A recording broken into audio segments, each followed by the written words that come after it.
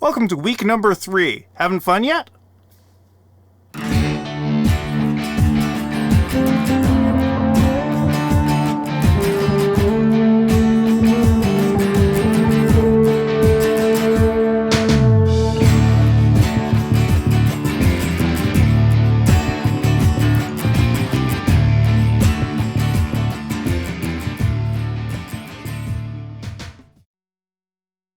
Hey everybody, welcome to our third week together. It's 1/3 of the class is already done.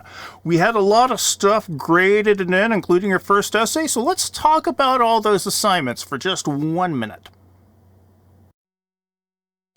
Okay, the first thing we need to talk about is the pre-writing session. One of the things I noticed is that a lot of people turned in what would follow the pre-writing for the profile essay. Well, every single time we do a pre-writing exercise, we do it slightly differently. My goal here is to give you a few different approaches to figuring out how to write about a topic. So you're going to have a different one for the technology analysis essay. You're going to have a different one still for the research essay. So if you turned in something that followed the profile essay pre-writing, that means you probably didn't watch the video we had on the pre-writing for the technology essay. So if you didn't watch it, please watch it and follow the directions. If you didn't follow the directions, I gave you a 0. You need to watch the proper video and turn it in. Now, when I grade the pre-writing exercise, grading, get it? Ha ha ha. I'm pretty much just looking to see if you did it properly, if you followed the format. I don't really get into looking at your subjects or looking at your approach because I assume that you're going to develop that as you do more work on the essay. So, short answer is I'm not going to tell you if this works as a good topic or not because that's just not what I'm looking for at this point in time. If you want to get my feedback on your approach to the next paper, then what you need to do is contact me via Remind. We can set up an appointment. You can just ask questions. I am always very happy to help you out that way. And it's never a bad idea to get approval. Would you rather find out your topic is not the right one before you turn it in or after? So feel free to reach out to me, and I'm happy to get back to you and help you on that. But just because I didn't comment on your pre-writing for the technology analysis essay doesn't mean that it's a great topic, because I just wasn't looking for that. Now, I did grade the profile assignments, so we need to talk a little bit about how essays get graded. Now, when I grade the essays, first I read them as a stupidly literal, stupidly critical reader. And what that means is stupidly literal. I'm not going to read into your essay. I'm not going to think, well, this is what this person really meant to do. That's not how normal readers would approach an essay, so it's not how I'm going to approach an essay. And you need to not write as if someone's going to just go, I know what you mean. No, I'm only looking at literally what you put on the paper. If there's not a thesis statement, I'm assuming there's not an argument, because you're not putting a clear statement of the argument. I also read them as stupidly critical. What this means is it's not my job to make you feel better about yourself on these things, but to point out things that need to be changed. Not just in this essay, but in your writing in general. It's not that I'm trying to be mean. My job is to point out what's not working, because you do have the opportunity to fix the things. When I write my comments, I divide them into higher level issues and lower level issues. And the higher level issues are the more big picture things about argument, things about research, things about your logic.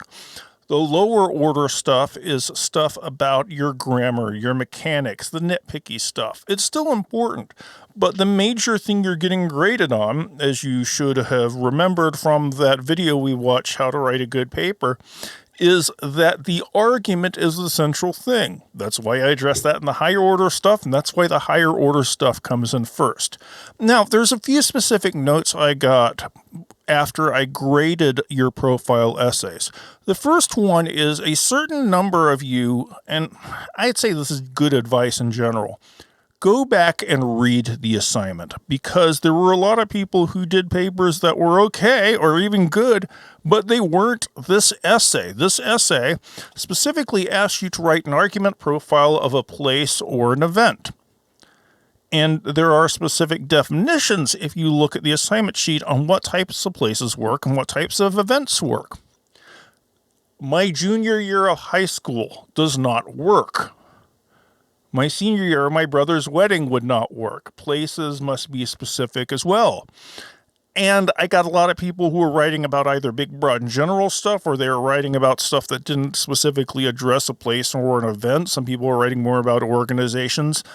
Making sure you're doing the kind of assignment that your teachers ask you to do is a very important part of college writing. Because if you're not turning in what I need, you're not going to get a good grade on it. And since your teachers go to the trouble to write out these assignment sheets spelling out what they need, it's very important for you to make sure you're hitting these things. Second thing about the assignment sheet is right at the top, it tells you a page length. And there were a few of these that are short. And when you're short, you lose points. Now, for the record, this is not a full page. This is 2/3 of a page. So if you turn in 2 2/3 of a page, that's not 3 pages, and you're going to lose some points from it. Generally, I tell students that if the paper does everything it needs to do, then I care a lot less about page level, but frankly, almost every short paper I have is missing focus, is missing some points of their argument, or something along that lines. So if your paper is short, you're going to lose points because you're not doing enough of the required work. The biggest thing, and I try to make this clear early on when I look at papers, is an argument. I want to see an argument. I don't want you to describe your experiences. I don't want you to describe your place. I want to see a take on something.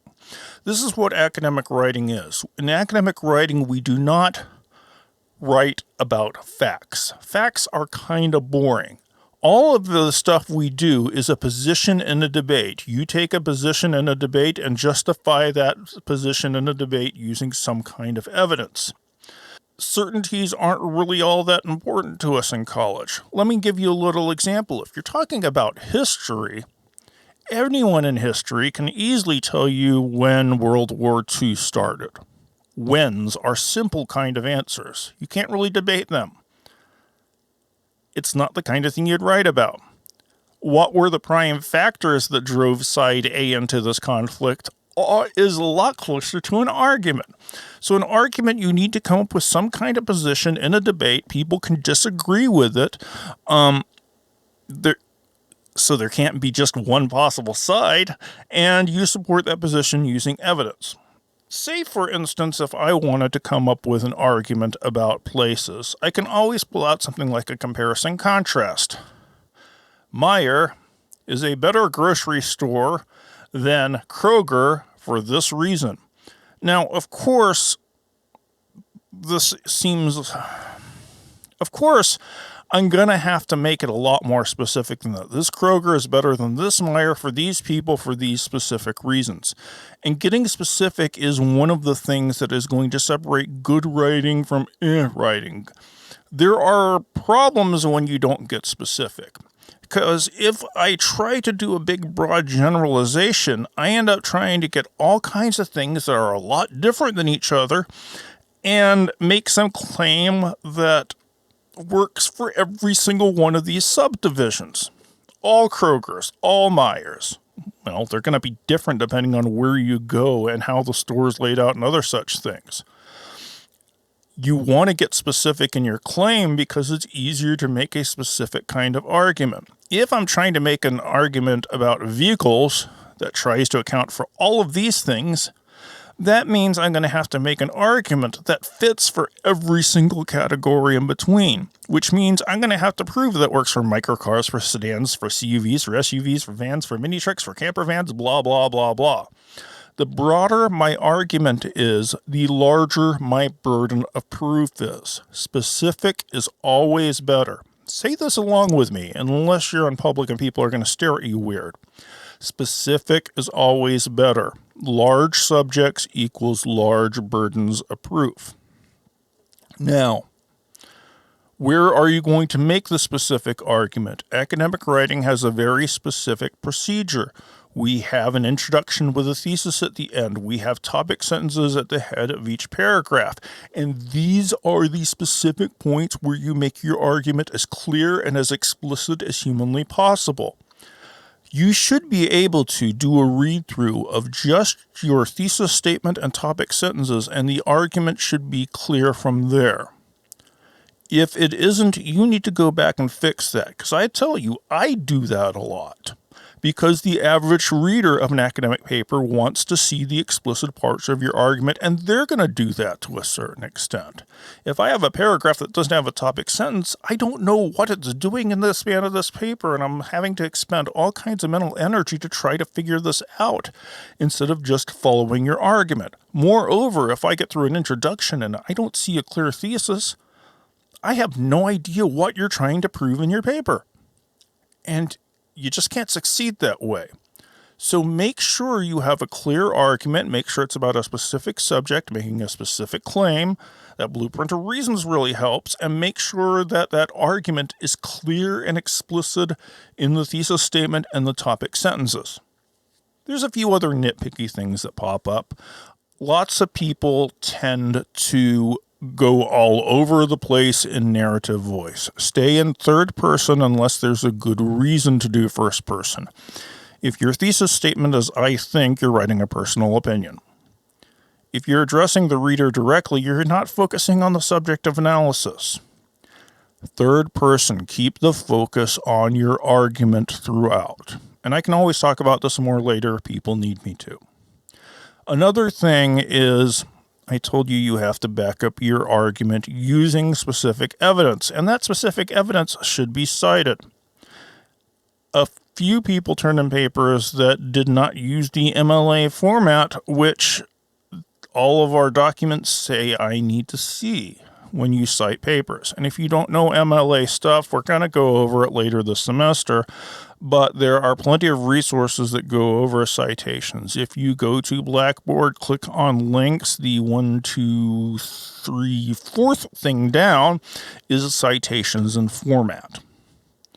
There's the Purdue University's Basic Guide to MLA Paper Formatting Guidelines and their Guide to Citation of Works Cited Styles. UT Library has a Guide to Citation Styles that goes over all of them. And there's even a link to Noodle Tools, which will automatically generate citations for you. In text is easier, author's last name and page number. But all these things go over it. So if I made that comment, these are things you probably want to look at. Now, we've covered a lot of the kind of things that popped up on the papers. There were some that were really good. There were some that really needed a lot of work. The thing that you should keep in mind, though, is this class does allow you to fix stuff. Can you fix a paper that's not as good as it needs to be? Yes, revision is built in. If you remember from the major assignment sheet, and I think we went over this when we went over the syllabus quiz, there is a revision procedure spelled out. You are allowed to revise your work for grade consideration. If you want to revise your paper, all you need to do is contact me and let me know when we can talk. We'll set up a conference online, or you can just email me a page going over what you're going to fix. Either one of the two will work. And then you have until midnight Saturday, 6/18, to revise anything. If you don't like your paper grade and we meet and we talk about it and you fix it and you turn it in, but you still don't like it, all we have to do is talk again and you can revise it again. So there's no reason for you to settle for your grade if you're not happy with your grade. There are plenty of chances to fix it. That's one of the reasons why I feel okay being stupidly literal and stupidly critical when I go over the papers, because hopefully this pushes you towards fixing the mistakes you make. And since you have the opportunity to do that in this class, something that most other teachers aren't going to give you, you might as well take advantage of it. And if you can revise all of your papers, there's no reason you can't do very, very well in this class indeed. Optimistic, huh? So that's week two's grading and all of that stuff. For this week, we start off with Wednesday work. We have a sample student essay. It's not a particularly good one, but going over it in depth is really going to help highlight the kind of things you shouldn't do while you're writing. We also have Barbara Ehrenreich's On Serving in Florida. It's a really interesting piece. It's from a book she wrote where she tried to see if a middle-aged woman could survive with entry-level jobs. She could not. When we go to the Saturday work, we have writing skills built around analogies. It's kind of like a quick quiz kind of thingy.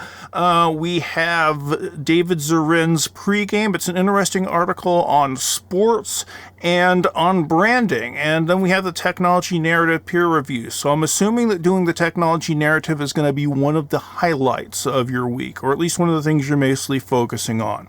If you have questions about your technology narrative, feel free to send me stuff via Remind. I'm happy to answer whatever questions you have, but remember, you need to have a draft done and up and ready by noon on Thursday, so make that a priority focus.